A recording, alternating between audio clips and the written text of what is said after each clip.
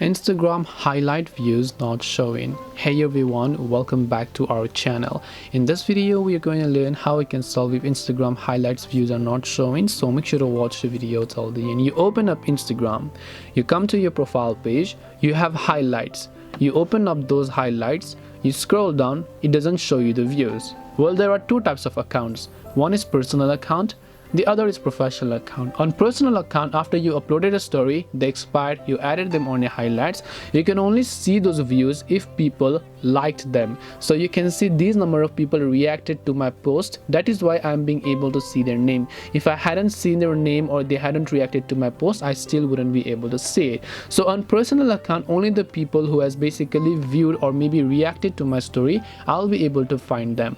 Now what you can try to do is you can try to go to the three lines option here, and then you can just try switching to a professional account to see if that helps you. Most of the time this may work and sometimes this may also not work, but as I said, Instagram is not supposed to show you highlight views. Those stories has already been expired. You will not be able to see the number of views over there anymore. So hope this video helped you. If you have got any questions, feel free to also leave them down below. Thank you for watching till the very end of this tutorial, and see you soon in the next video.